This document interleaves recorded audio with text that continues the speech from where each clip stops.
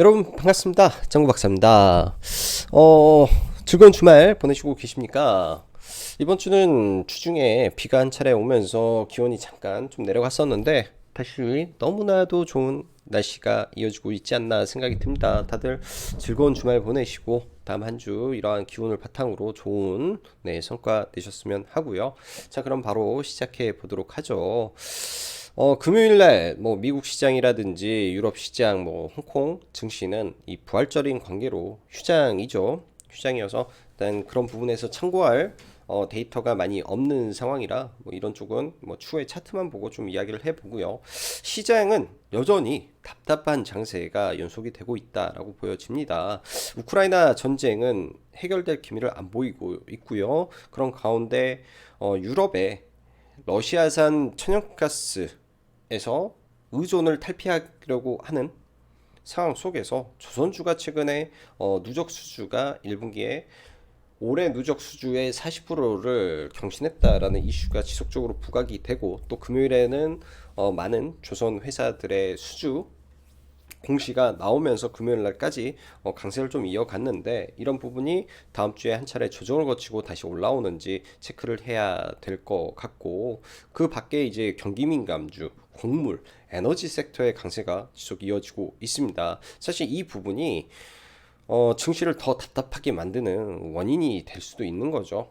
자, 시장 수급 보면서 넘어가면 금요일 날도 하락 종목 수가 더 많고 하락이 좀 깊었던 하루였는데요. 뭐 코스닥의 경우에는 그나마 장막판에 지수를 조금 끌어올리고 올라왔지만은 여전히 제가 볼 때는 아직은 수급적으로 좀 불리한 시장이 이어지고 있지 않나라고 생각이 듭니다. 유의미한 수급이 들어와야 시장을 올릴 텐데 그만한 수급은 전혀 보여지지 않고 있죠. 코스닥은 외국인에 의해서 좌지우지가 심한 섹터인데요. 2천억대 이상의 당일 외국인의 수급이 연속이 된다면 시장을 돌려줄 것이고, 그렇지 않다면 시장은 여전히 답답한 모습으로 계속 진행될 과정 가능성이 매우 높다 생각이 드네요. 미국과 유럽 등 인플레이션 피크아웃 가능성에 잠시 올라왔다가 다시금 상승하는 에너지 가격, 그리고 곡물, 광물 등으로 인해 다시금 내려앉은 가운데 금요일도 국내 증시 하방 변동성이 여전했다라고 보여집니다. 시장이 전체적으로 수급적으로 불리하다라고 했죠. 최근 연속성을 가지는 현대중공업을 필두로 한 조선주와 경기 민감 섹터가 지속 반등하는 모습 속에 그 외 종목군들 당일 이슈에 따른 상승과 하락만 있을 뿐 뚜렷한 테마의 흐름이 잘 보이지 않는 시장이 연속되고 있습니다.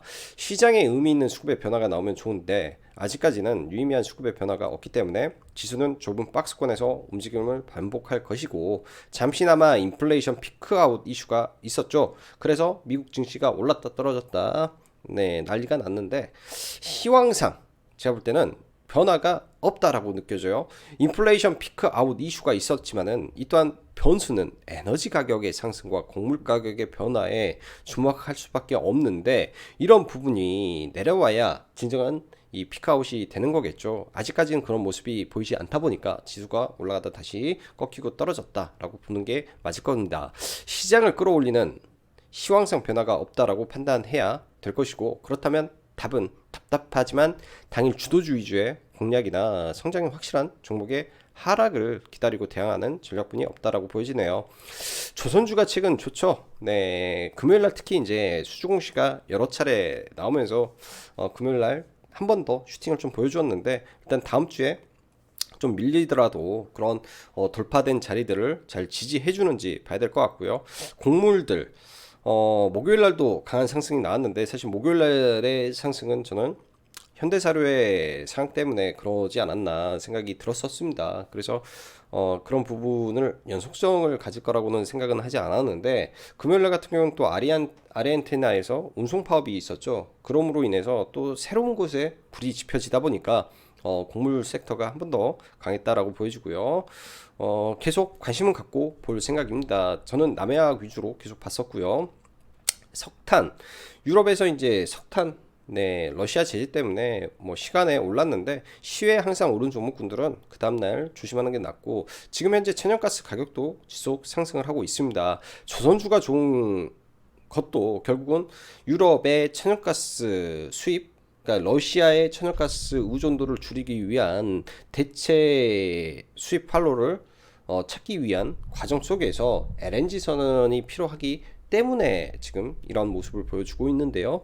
천연가스 가격이 계속 사상 최고치를 경신하는 과정 속에 GSE는 돌파가 나오는지 체크를 해야 될 것 같고, 금요일날 거리두기 관련해서 마스크는 잠시 보류가 됐죠. 그런데 뭐 극장, 영화관에서 취식이 가능하다라는 이슈로 쇼박스, 그 다음에 갤럭시 SM 같은 경우에는 스포츠 쪽이죠. 그러다 보니 쇼박스와 갤럭시 SM이 당일 주도주로 올라왔다 정도 보여집니다. 뭐 나머지는 이따 차트 보면서 넘어가면 좋을 것 같고, 먼저 미 증시를 보죠. 미국 시장을 보면은 뭐 음봉으로 강하게 상승하는 거를 잡아먹고 나온 음봉이 나왔기 때문에 사실 이 다음에 빠질 확률이 더 높습니다. 이거를 돌려주려면 뭐 시황상으로 뭐가 있어야 될 텐데 아직까지는 좀 명확하게 잘 보이지는 않고요. 그렇지만은 이거를 월요일 날 어떻게 돌려주는지 좀 체크가 돼야 될 것 같고, 국내 증시는 오히려 코스닥은 반등이 좀 강하게 나왔죠. 마이너스 1.2%에서 1% 가량 반등이 좀 나왔는데, 이 부분은 중국의 지준율 인하에 대한 기대감이 좀 반영이 되면서 올라가지 않았을까 정도 예상이 됩니다. 그래서 아직까지 뭐 지수의 상승과 하락을 쉽게 예단하고 예측하기에는 좀 무리가 있고요. 지수의 뭐 확실한 변곡 구간도 아닌 것 같고, 그래서 지수적으로는 뭐 시장을 바라보기에는 무리가 있다. 그래서 그냥 종목 위주로 시장을 보는 게 합리적일 것 같다라고 생각이 드네요. 먼저 조선 섹터 보죠. 현대중공업. 의미 있는 박스권이 이 자리겠죠. 의미 있는 박스권을 돌파하고 눌림 이후에 물량 소화를 하고 뭐 짧은 음봉에서 계속 올라가는데요. 양봉이 많은 종목군들이 항상 더 좋은 모습을 보여줍니다. 외국인의 매수세가 연속이 되는데 단기간에 또 20% 가까이 올랐기 때문에 조정을 조금 거치는 게 좀 좋지 않나 생각이 들고요. 대우조선 해양도 5거래일 연속 올라왔죠. 이러한 박스권을 거래 대금이 많이 터져 있는 자리를 일단 뚫고 올라왔다 정도는 의미가 있다라고 보여집니다. 이 박스권을 회개하고 밑으로 내려왔을 때 이런 구간에서 지지가 나오는지 봐야 될 것 같고요. 현대미포조선도 수급으로 보면은 가장 세게 지금 올라오고 있습니다. 조선 3사 중에서는 탑픽은 지난번에도 과거에도 현대미포조선이라는 말씀 드렸는데, 왜냐 실적적인 부분이 가장 좋으니까 가장 강하게 올라오는 것 같고요. 자, 중소형주를 보는 게 어떻게 보면 더 낫다 생각이 드는데, 일단 STX 중공업이 사실 이때 좀 올려 세우고 오랜 횡보를 좀 거쳤습니다. 이런 하나의 박스권에서 오랜 횡보를 거치다가 지금 딱 유의미한 맥점 구간에까지 올라와 있는 것 같아요. 이런 자리에서 매물대가 존재를 하는데 뚫고 올라오는데, 이거를 완벽하게 돌파하는 거래 대금이 터지는지 체크하시면서 관심 종목으로 대응을 해보면 좋을 것 같습니다.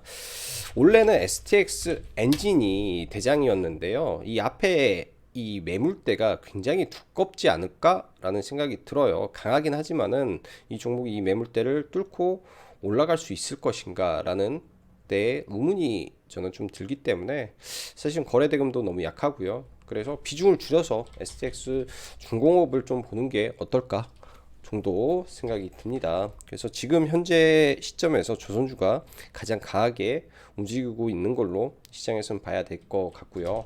자, 금요일 상가에 들어간 한일사료 거래대금 강하게 치면서 이틀 만에 또 바닥에서 50%가 급등을 했는데, 이거는 사실 매매하기는 쉽지 않을 것 같네요. 월요일날 뭐 한 차례 더 올라가지 않을까 정도 생각이 들고요. 그 밖에 이제 현대사료도 굉장히 높죠. 높은 구간에서 이제 보기는 쉽지 않고, 그 밖에 이제 뭐 미래 생명자원이라든지 이런 종목군들이 있지만은 사실 저는 남해화학을 계속 회원님들이나 유튜브에서 계속 언급을 드렸습니다. 왜냐면 3거래일 동안 연기금이 지속적으로 매수를 하면서 의미 있는 박스권을 돌파를 하고 올라오면서 계속 올라왔죠. 수급주 성격에서 그나마 버틸 수 있는 근거는 수급이었기 때문에, 그래서 저도 매매를 했는데, 사실 이 구간에서 회원님들한테 매수 의견 드렸는데 뭐 약간 매수가가 좀 낮아서 좀 높게 사신 분들은 수익을 오히려 보고 그렇지 못하신 분들은 매수가 체결이 안 됐습니다. 저도 그 구간에서 매수를 걸어놨었는데 매수 체결은 좀 못 시켰고요. 금요일 날도 뭐 이렇게 해서 여기에서는 그냥 짧게 들어간 건 다 팔고 여기서 들어가서 반 팔고 다시 사서 여기서 하고 여기서 눌림을 보려고 걸어놨는데 끝내는 체결이 안 돼서 얘는 수익으로 나오지는 못했던 것 같습니다. 그러니까 5장의 매매는 좀 아쉬웠던 것 같고요. 일단 이 종목 같은 경우에는 종가에 다 팔아야 되는데 전량 매도를 의견을 드렸는데 이유는 이 윗꼬리를 완벽하게 돌파하는 양봉이 나오던지 꽉 찬 양봉이 나온다면 뭐 17,000원, 18,000원도 갈 수 있는 자리인데 거래 대금이 많이 불어난 것도 아니고 그렇다고 완벽하게 돌파도 아니기 때문에 일단은 매도하고 다시 봐야죠. 강력하게 올라왔던 기준봉이 있는 14,000원 자리까지 내려오는지 좀 지켜보면서 얘도 이어가야 될 종목이라고 생각이 듭니다. 아르헨티나 이슈로 저는 금요일날 샘표라는 종목을 좀 매매를 했고요. 매매에는 항상 의미 있는 구간들이 존재를 하죠. 저도 그런 의미 있는 구간에서만 딱 매매를 하고 나왔는데요. 의미 있는 구간 54,000원이죠. 이 윗꼬리 돌파하는 자리 가장 거래가 많이 터졌던 이 자리입니다. 53,000원대 54,000원 뭐 이 자리죠. 이 구간을 돌파할 때 들어가서 VI 칠 때 일단은 좀 전량 매도를 했고요. 58,000원대 조금 59,000원에서 전량 매도를 했는데 그 이유는 이런 저항대 구간을 강하게 뚫을 수 있을까? 여기도 매물이 많죠. 매물이 많고 절대 한 번에 돌파는 잘 일어나지 않습니다. 그 다음에 돌파가 나왔기 때문에 뭐 이런 파동이 이어진 거지. 사실 이런 자리에서 개인 투자자들이 다시 가는구나 하고 추격 매수를 많이 하는 자리죠. 그거를 사실은 조심해야 되고 이런 눌림에서 들어가게 된다면 오히려 수익 낼 가능성이 높죠. 자, 그 밖에 금요일날 쇼박스라는 종목이 굉장히 흐름이 좋았습니다. 일단 거리두기 해제에 대한 이슈가 사실 금요일날도 종목을 좀 강하게 들어 올렸었는데요. 금요일날 딱히 이제 관심은 안 가지고 있었는데 월요일, 금요일, 목요일날 딱히 관심은 안 가지고 있었는데 시가부터 거래 대금이 굉장히 많이 터졌죠. 저희는 이 자리에서 들어가서 그냥 짧게 이 파동에서 나왔는데 이 종목도 마찬가지예요. 왜 유의미한 거래 대금이 터지는 자리, 그러니까 평소보다 엄청난 거래 대금이 터졌습니다.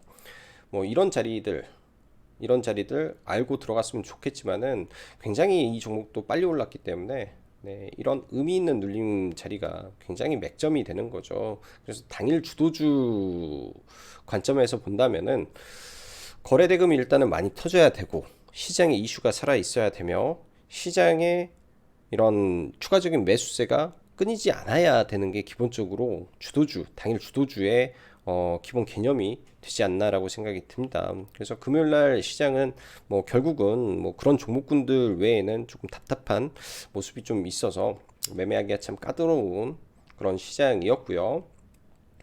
자, 관심 종목 몇 개 보죠. 일단은 쇼박스도 다시 내려오면은 보려고 생각을 했는데 일단 장 마감 직후에 이 LS 기업 쪽에 1600억의 삼자 배정 유중이 들어오는 이슈가 생겼습니다.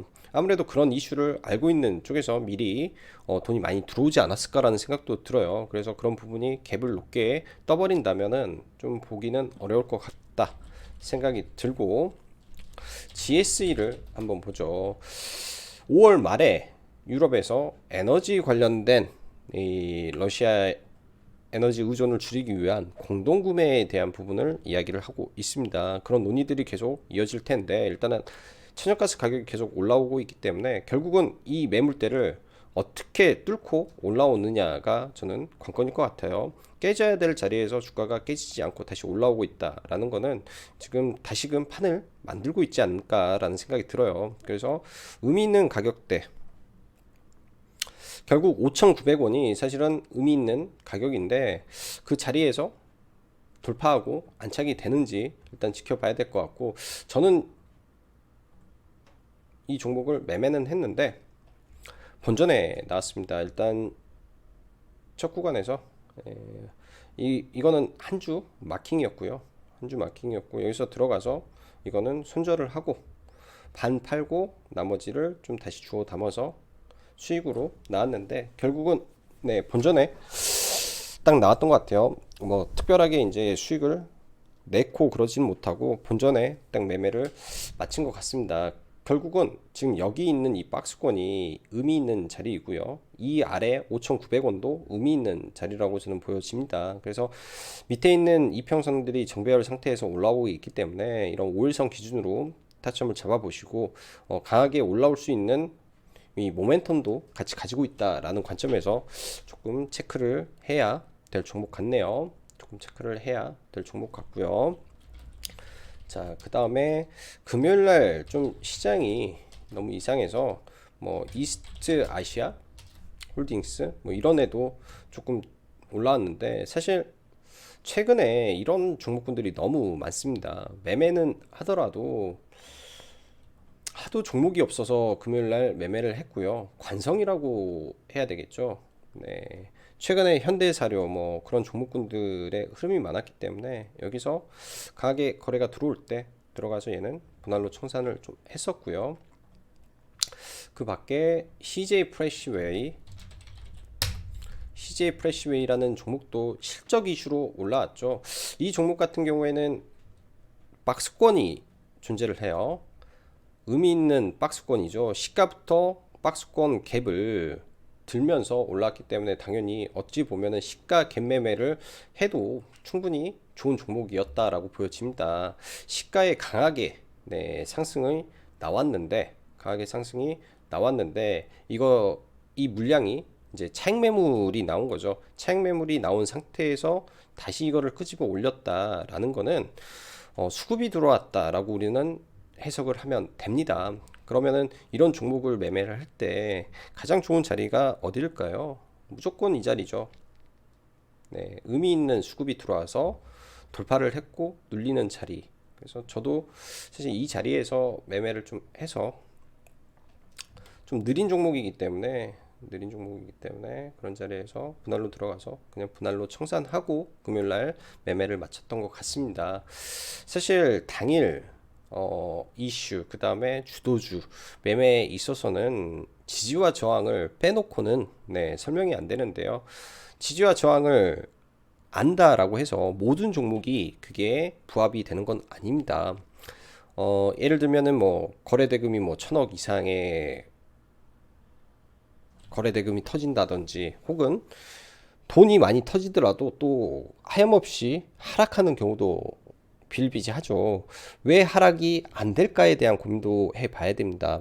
거래대금이 많이 동반해서 고가의 오래 유지가 되기 위해서는 지금의 상승의 이유가 내일도 모레도 이어질 수밖에 없는 이유를 가지고 있어야 되는데요. 그게 실적일 수도 있고 그게 뭐 테마일 수도 있고, 그렇기 때문에 우리가 계속 그런 부분을 공부하고 스터디하고 대응해야 되지 않나 생각이 드네요. 자, 다음 주에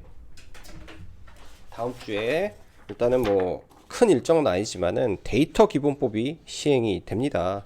일단 금요일 날뭐 건설에서 동신건설이, 그러니까 정책이었는데 강한 상승 이후에 쭉 밀렸다가 상한가에 들어갔는데, 사실 이유가 저는 뭐 시장에서 이재명의 조기 등판 뭐 이렇게 하면서 일단은 올렸지만은 이미 많이 들어온 돈이 있기 때문에 올렸다라고 그냥 해석을 하는 게 좀 맞지 않나 생각이 들고요. 자, 데이터 솔루션을 볼게요.